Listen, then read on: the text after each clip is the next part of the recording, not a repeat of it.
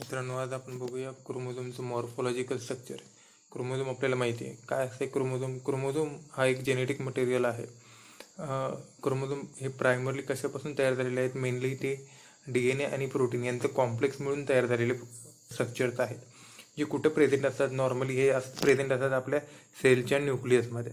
Okay, जे आपल्याला nucleus दिसत आहे त्या न्यूक्लियसमध्ये हे क्रोमोझोम प्रेझेंट असतात. ओके, तर ते आपल्याला कधी विजिबल होतात ॲज अ डार्कली स्टेन बॉडी? तर ते आपल्याला विजिबल होतात मेटाफेज स्टेजला. सेल डिव्हिजनची जी मेटाफेज स्टेज आहे, या स्टेजमध्ये आपण पाहू शकतो की क्रोमोझोम ज्यावेळी स्टेन केले जातात, ते बेसिक डायन आहे, त्यावेळी ते विजिबल होतात ॲज अ डार्कली स्टेन बॉडी. ह्याच्यामध्ये तर क्रोमोझोम हे पहिल्यांदा डिस्कवर केले रॉसबर्गनं, ज्यांनी काय दिलं तर टर्म क्रोमोझोमी दिली. त्यांनी पहिल्यांदा हे डिस्कवर केले. त्यानंतर वॉल्टियर या सायंटिस्टने 1888 आपल्याला काय दिलेली आहे, टर्म क्रोमोझोमी डिवाइड केली. त्याच्यामध्ये टर्म क्रोमोझोम ही जनरली ग्रीक वर्डपासून डिराईव्ह झालेली आहे, ज्याच्यामध्ये क्रोमा म्हणजे काय तर कलर आणि झोमा म्हणजे काय तर बॉडी आहे. ओके, अशा प्रकारे ते टर्म क्रोमोझोमी डिराईव्ह झालेली आहे. जर आपण मॉर्फोलॉजिकल स्ट्रक्चर बघितलं क्रोमोझोमचं, तर ह्याच्यामध्ये आपल्याला काही बेसिक स्ट्रक्चरल पार्ट दिसतात.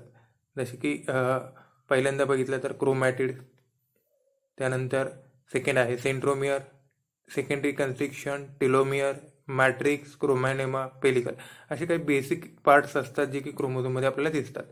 तर ह्याच्यामध्ये आपल्याला जे बेसिक पार्ट्स आहेत, तर आपण बघितले डायग्राममध्ये, तर क्रोमोझोमचे जे काही बेसिक पार्ट्स आहेत, तर हे 7 बेसिक पार्ट्स आपल्याला क्रोमोझोममध्ये कॉमनली ऑब्झर्व होतात. ओके, तर आपण वन बाय वन बघूया वेगवेगळे पार्ट्स क्रोमोझोमचे कोणकोणते आहेत. तर पहिला बेसिक पार्ट्स आहे क्रोमॅटिड. प्रत्येक जर क्रोमोझोम आपण बघितला सिंथेसिस फेज नंतर जो आपल्याला विजिबल होतो मेटाफेज स्टेजला, तर प्रत्येक क्रोमोझोम हा 2 क्रोमॅटिड पासून तयार झालेला असतो. लॉन्जिट्युडनली जर आपण यांना डिवाइड केलं व्हर्टिकली, तर एक्झॅक्टली 2 क्रोमोझोम आणि प्रत्येक पार्टला आपण काय म्हणतो, क्रोमॅटिड असं नाव दिलेलं आहे. ओके, तर हे जे क्रोमॅटिड मटेरियल आहे जनरली तयार झालेलं आहे प्रोटीन आणि DNA यांचं कॉम्प्लेक्स मिळून. ह्याच्यामध्ये काही नॉन हिस्टोन प्रोटीन आणि काही हिस्टोन प्रोटीन्स हे अवेलेबल असतात. मोस्टली हे नॉन हिस्टोन प्रोटीन्स असतात. ओके, तर हे जे 2 क्रोमॅटिड्स आहेत, एका पर्टिक्युलर पॉईंटला एकमेकांसोबत काय झालेले असतात, फ्यूज झालेले असतात. त्या पॉईंटला आपण म्हणतो सेंट्रोमियर. काय नाव दिलेलं आहे आपण त्याला, सेंट्रोमियर. आणि एकाच क्रोमोझोमचे जर 2 क्रोमॅटिड असतील तर त्यांना आपण म्हणतो सिस्टर क्रोमॅटिड. त्यांना काय म्हणतो आपण, सिस्टर क्रोमॅटिड. का? जर समजा आपण क्रोमोझोमचं बेसिक स्ट्रक्चर बघितलं, तर क्रोमोझोम समजा कॅपिटल ए आलेला असेल, तर त्याच्या सिस्टर क्रोमॅटिडवरती सुद्धा कॅपिटल ए आलेला असू शकतो. असं कधीच होणार नाही की एका क्रोमोझोम कॅपिटल ए आणि त्याच्या सिस्टर क्रोमॅटिडवर स्मॉल ए. दोन्ही काय असतील, कॅपिटल एच आलेला असेल.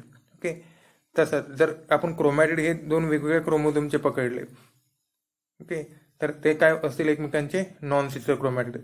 काय एकामध्ये जर कॅपिटल ए आलेला असेल तर दुसऱ्यामध्ये एकतर तो कॅपिटल ए असू शकतो किंवा स्मॉल ए आलेला असू शकतो. अशा प्रकारचे जे 2 क्रोमॅटिड्स असतात होमोलोगस क्रोमोझोमचे, त्यांना आपण म्हणतो नॉन सिस्टर क्रोमॅटिड. तर हे काही बेसिक क्रोमोझोमचे पार्ट्स आहेत.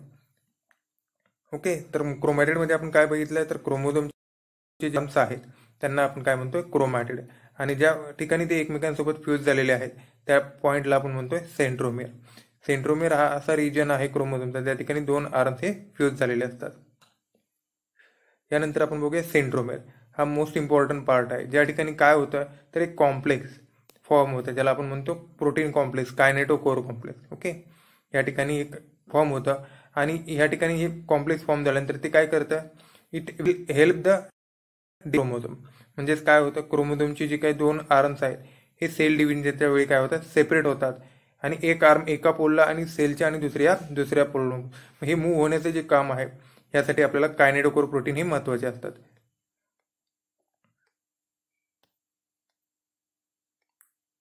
Okay, so kinetochore protein is playing most important role. काय इम्पॉर्टंट रोल आहे त्यांचा, movement of chromosome during anaphase cell division. Okay, त्याच्यामध्ये महत्वाचा पार्ट आहे तो म्हणजे कायनेटोकोर प्रोटीन, जे कुठं ऑर्गनाइज होतात तर सेंट्रोमेरिक रिजनला. मध्ये 2 क्रोमॅटिडचा फ्यूज रिजन म्हणजेच काय, centromere region. Most of the centromeric रिजनला काय असतं तर हेट्रोक्रोमॅटिन. काय म्हणतो आपण त्याला, हेट्रोक्रोमॅटिन. हेटेरोक्रोमॅटिन म्हणजे असं क्रोमॅटिन आहे जे कायमस्वरूपी काय असतं, कंडेन्स स्टेजमध्ये असतं. मोस्ट ऑफ द केसेसमध्ये ते काय असतं, कंडेन्स स्टेजमध्ये. ओके, सो पोझिशन कुठं आहे ह्या सेंट्रोमेअरची पोझिशन क्रोमोझोमच्या कुठं आहे, ह्याच्यावरून क्रोमोझोमचे आपण 4 टाईप्स पडलेले आहेत. कोणकोणते आहेत, तर मेटासेंट्रिक आहे, सब मेटासेंट्रिक आहे, ॲक्रोसेंट्रिक आहे आणि टिलोसेंट्रिक आहे. ओके, आता हे पार्ट्स आपण पाहूया कोणकोणते आहेत. तर सेंट्रोमेअर हा जर एक्झॅक्टली मिडलला असेल क्रोमोझोमच्या तर आपण ह्याला म्हणतोय मेटासेंट्रिक क्रोमोझोम. ओके, आणि जर सेंट्रोमेअर हा सम डिस्टन्स अवे असेल म्हणजे सेंटर पोझिशन पासून एका बाजूला असेल तर ह्याला आपण म्हणतोय सब मेटासेंट्रिक क्रोमोझोम. आणि जर सेंट्रोमेअर एका नियर एंडला असेल म्हणजे एका एंडच्या जवळ असेल तर ह्याला आपण म्हणतोय ॲक्रोसेंट्रिक. आणि जर एक्झॅक्टली एंडला असेल तर आपण त्याला म्हणतोय टिलोमेट्रिक. तर असे क्रोमोझोमचे बेसिक 4 टाईप्स आहेत. कशाच्या बेसिसवर, तर पोझिशन ऑफ सेंट्रोमेअर कुठं आहे, एक्झॅक्टली मिडल असेल तर मेटासेंट्रिक, थोडं मिडल पासून थोडं अवे असेल तर सब मेटासेंट्रिक, एका क्लोज एंडला असेल तर ॲक्रोसेंट्रिक आणि एका एंडला असेल तर टिलोसेंट्रिक. अशा प्रकारे हे 4 क्रोमोझोमचे टाईप्स आहेत. कशाच्या पोझिशनवरनं, सेंट्रोमेअरच्या पोझिशनवरून. ओके, नेक्स्ट जर आपण बघितलं तर सेकंडरी कन्स्ट्रिक्शन हा इम्पॉर्टंट पार्ट आहे क्रोमोझोमचा. हा प्रत्येक क्रोमोझोममध्ये नसतं. काही क्रोमोझोममध्ये काय असतं, एक सेकंडरी नॅरो रिजन असतो. प्रायमरी कन्स्ट्रिक्शन म्हणजे कोणती झाली तर centromere. Apart from primary constriction काही क्रोमोझोममध्ये काय असतं, एक सेकंडरी नॅरो रिजन असतो. इथं डायग्राममध्ये तुम्हाला दिसतं.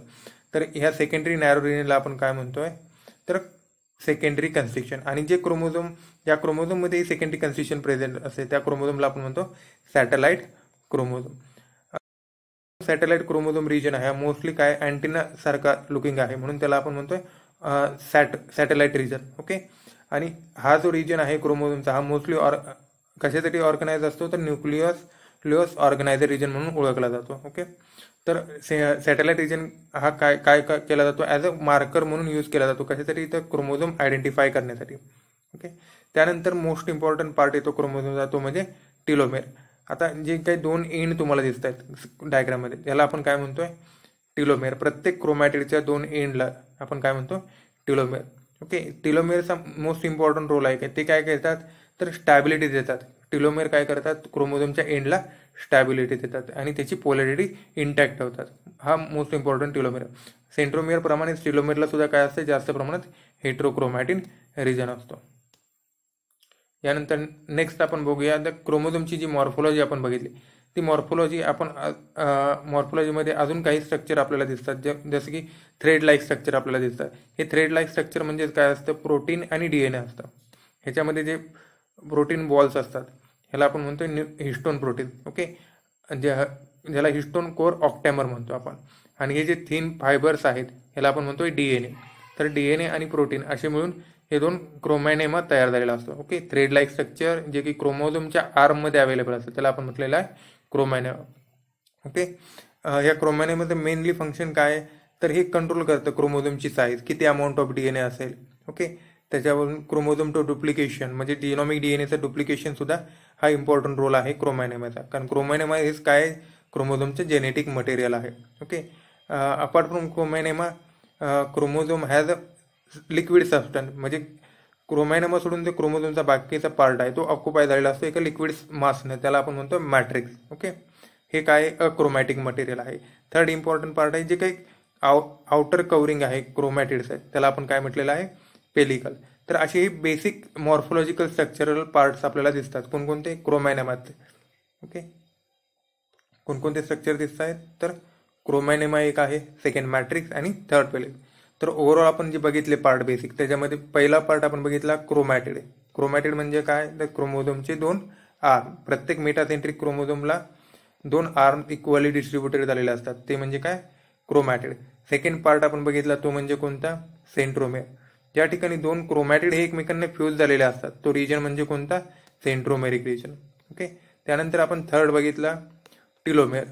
टिलोमेअर म्हणजे कोणते, तर क्रोमोझोमचे जे काही 2 एंड्स आहेत त्या एंडला आपण म्हटलेलं आहे टिलोमेअर. ओके, आणि जे बाकीचे काही अजेनेटिक पार्ट्स आहेत जसे की मॅट्रिक्स आणि पेलिकल यांना काय म्हणतो आपण, covering parts of the chromosome. जे काय आहेत, सपोर्टिव्ह पार्ट्स आहेत. हे दोन्ही काय आहेत, अजेनेटिक नॉन जेनेटिक पार्ट्स आहेत. ओके, आणि मेन जेनेटिक पार्ट्स कोणता आहे, क्रोमॅनेमा, जे आपण डिस्कस केलं जेनेटिक मटेरियल. म्हणजे क्रोमोझोममध्ये जे जेनेटिक मटेरियल डीएनए कुठं प्रेझेंट असतो, तर हे जे काही थ्रेड लाईक स्ट्रक्चर आहे तोच म्हणजे काय असतो, क्रोमोझोमचा डीएनए.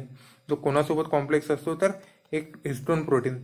हिस्टोन प्रोटीन सोबत हिस्टोनचं काय तयार होतं, तर ऑक्टॅमर तयार होतं आणि त्यांचं कॉम्प्लेक्स होऊन आहे थ्रेड लाईक स्ट्रक्चर तयार झालेलं असतं, जे की टाईटली पॅक आहे क्रोमोझोमच्या स्ट्रक्चरमध्ये. ओके, तर हे झाले basic chromosomal structural feature. Okay, तर ओव्हरऑल लुक आपण पुन्हा एकदा बघूया काय काय आपण पाहिलेलं आहे. आपण बघितलं क्रोमोझोमची डेफिनेशन. क्रोमोझोम म्हणजे काय, तर सेलचं जेनेटिक मटेरियल आहे जे सेलच्या न्यूक्लियसमध्ये प्रेझेंट असतं आणि मेनली कंपोज झालेलं आहे डीएनए आणि प्रोटीनचं मिळून. ओके, ते ऑब्झर्व होतं आपल्याला मेटाफेज स्टेजला. सेलच्या कोणत्या स्टेजला, मेटाफेज स्टेजला. टर्म क्रोमोझोम आपल्याला दिलेले आहे वॉल्डी या सायंटिस्टनी. त्याच्यामध्ये क्रोमा म्हणजे काय आहे, कलर आणि झोमा म्हणजे बॉडी आहे, हे आपण पाहिलं. त्यानंतर आपण पाहिलं क्रोमोझोमचे मॉर्फोलॉजिकल स्ट्रक्चर. त्याच्यामध्ये आपण बेसिक पार्ट्स 7 पार्ट्स बघितले. कोणकोणते, क्रोमॅटिड, सेंट्रोमियर आणि टिलोमियर आणि मोस्ट इम्पॉर्टंट सेकंडरी कन्स्ट्रक्चर. त्यानंतर 2 अक्रोमॅटिक मटेरियल बघितले आपण, ते कोणते आहेत, मॅट्रिक्स आणि पेलिकल. तर असे आपण 7 पार्ट्स एकूण स्टडी केले क्रोमोझोमच्या स्ट्रक्चरमध्ये. आय होप तुम्हाला हे लेक्चर व्यवस्थित समजलं असेल. तुमचे काही जर कमेंट्स असतील, काही डाऊट्स असतील तर तुम्ही मला कमेंटमध्ये टाकू शकता या व्हिडिओच्या. थँक्यू.